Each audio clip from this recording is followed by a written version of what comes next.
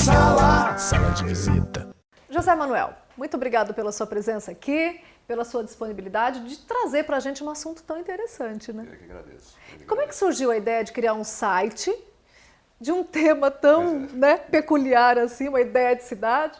Como é que surgiu isso? Na verdade, surgiu há algum tempo já, eu morava em Portugal, e era um assunto que já vinha sendo discutido com alguma frequência na mídia.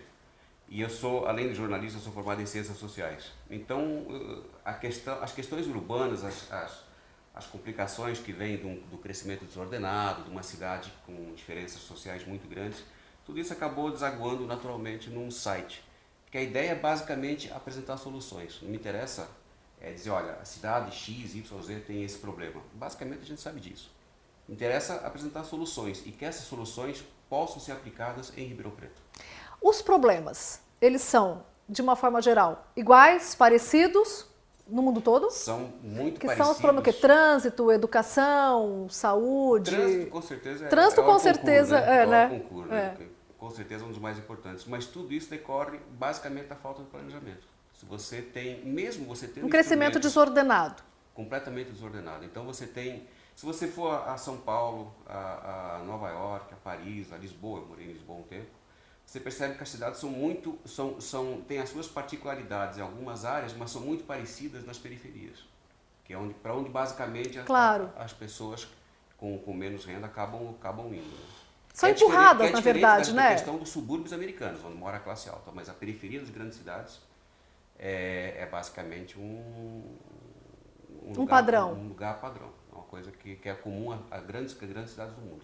E como é que é isso? Você pesquisa sobre as cidades em que algum projeto está dando certo? Como é que você faz esse entendimento? Hoje são praticamente 200 sites no mundo inteiro que eu assino isso é que eu visualizo diariamente, e tudo isso acaba caindo no Twitter, então eu centralizo tudo no Twitter. Assim eu tenho diariamente, sei lá, são 300 a 400 posts relacionados com problemas urbanos. Desses 300 a 400, provavelmente 50 tem a ver com soluções que estão sendo implantadas no mundo, ou então no Brasil. Em Porto Alegre tem uma solução que é fantástica sobre a questão urbana. Então fala pra gente. Teve um grupo de malucos, de garotos de 23, 24 anos, que eles usavam o sistema de ônibus, usam o sistema de ônibus de Porto Alegre, e não sabiam, por exemplo, onde eles estavam na cidade, que linha passava naquele local. Não sabiam se ali passava um ônibus que ia para o centro, então para a Redenção, enfim. E eles bolaram um adesivo, que é uma coisa maluca, a ideia é tão simples. Que não dá para pensar como é que ninguém pensou antes. Eles bolaram um adesivo, que é um adesivo A4, e em cima tem um desenho de um ônibus, e aí tem que ônibus passa aqui. E eles colam esses adesivos ou nos pontos de ônibus, ou então em locais muito próximos dos pontos de ônibus. Com visibilidade. Com visibilidade. Então as pessoas vão lá e marcam, aqui passa o ônibus X, aqui passa o ônibus X. As pessoas ajudam, colocam a informação ali. Que essa legal! Ideia, para bancarem os primeiros 50 adesivos, fizeram uma parceria com uma gráfica local. Isso aí podia ser feito aqui em Ribeirão Preto. Qualquer lugar. E muito barato, né? Uma solução barata. Não custa nada. E aí, com o tempo, a Prefeitura de Porto Alegre acabou gostando da ideia e adotou e bancou o projeto. Como uma política pública. Exatamente. Então, é isso, por exemplo, que às vezes eu acho que Ribeirão Preto podia ir um pouco mais além. Sabe? Tem um pouco mais de ousadia, que né? não custam dinheiro, que não são caras e que basta botar as pessoas para pensar. Não é então, difícil. Zé Manuel, mas aí você que está tão enfronhado aí com tantos, em tudo, né? Tanto como jornalista, como subeditor de um jornal tão importante, pesquisador e tal. A questão da política pública, ela esbarra no quê? Na vontade, quer dizer, na má vontade de fazer, ou na burocracia mesmo, que é difícil da gente vencer? Ela esbarra em um pouco de tudo. Esbarra muitas vezes na prepotência dos políticos, que acham que tem a solução para tudo e que eles detêm o saber e que vai ser do meu jeito e tudo mais. Esbarra na questão burocrática, que muitas vezes uma grande ideia acaba morrendo porque tem que seguir tantos trâmites que chega no final ela não tem gás para perpetuar. E esbarra na gente. esbarra na gente. Nós temos muita culpa nisso porque existem instrumentos... Na gente, cidadão. Na sociedade civil. Na sociedade civil. Exatamente. Nós temos muita culpa nisso porque existem instrumentos para a gente poder participar das políticas públicas das nossas cidades, do nosso estado, do nosso país, e nós não fazemos isso basicamente por preguiça. Verdade. Nós temos em Ribeirão Preto um Conselho Municipal de Urbanismo que está jogado às moscas e que poderia muito bem, sabe, com a participação de mais pessoas, poderia ser um órgão extremamente útil e não apenas um órgão burocrático. Então, eu acho que é um pouco de todas essas de tudo coisas. Isso. Mas eu acho que a partir do momento em que nós começarmos a participar mais de reuniões da Câmara, a Câmara também decide as nossas vidas e não tem ninguém lá Mas dentro. de uma forma organizada também, né? Porque quando os grupos se organizam para reivindicar sem saber onde quer chegar, concordo com não você, é? Concordo. Perde o objetivo, perde o sentido. Se você chegar, por exemplo, numa reunião de Câmara e dizer, olha, nós viemos aqui para conversar e para propor, não levar a solução, a solução está aqui. Não né? numa lógica de confronto, lógico. mas numa lógica de propor alternativas, a coisa anda. O que precisa os políticos têm que saber, em primeiro lugar, que a gente está aqui para ajudá-los. E que eles são nossos representantes, né? Exatamente, eles nos representam lá dentro. E depois que nós estamos aqui também para vigiar o que eles fazem, para cobrar as besteiras que eles fazem e, eventualmente, aplaudir as boas ações que venham fazer. Sem dúvida.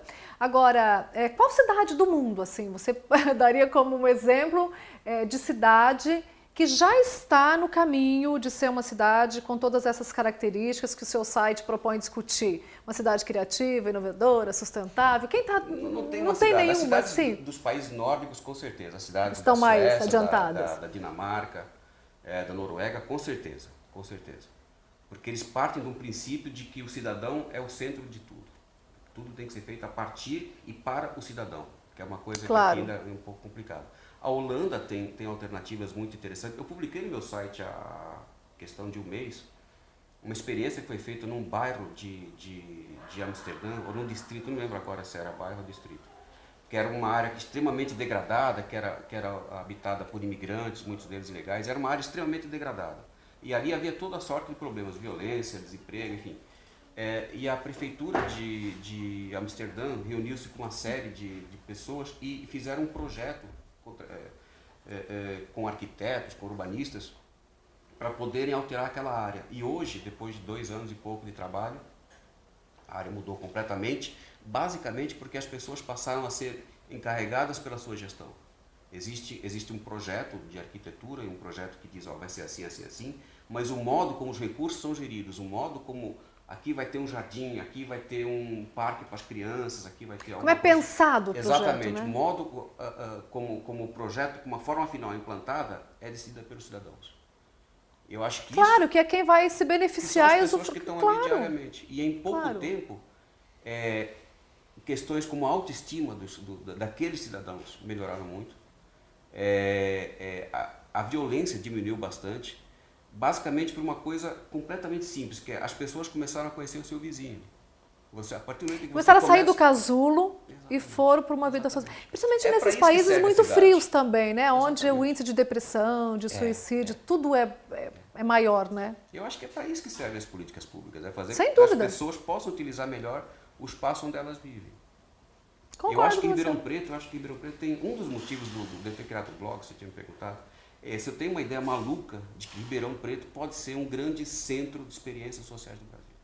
Tem tudo aqui para isso. Você tem universidades, você tem curso de arquitetura muito bom, você tem profissionais na área de humanas muito bons, e você tem uma cidade que, infelizmente, como qualquer outra, tem problemas sociais. Claro. Por que não pegar, escolher determinados pontos da cidade de Ribeirão Preto e dizer, vamos fazer um projeto assim, assim, assim, que envolva arquitetos, urbanistas, cientistas sociais, psicólogos, engenheiros, e reúne todo mundo, o que vocês querem? Quero fazer isso, isso, isso. Bem, vamos fazer. Bom, então a gente pode pensar que Ribeirão Preto deveria ter, na sua essência, no seu quadro político, um grupo de pensadores, de gerente de cidade, sei lá, alguém que pudesse sim, pensar isso. A questão do gerente da cidade não é nova, não é nova. Mas não acontece, né? Não, então, aconteceu em Campinas, no governo de Chico Amaral, há uns 15, 20 anos, talvez. E não funcionou.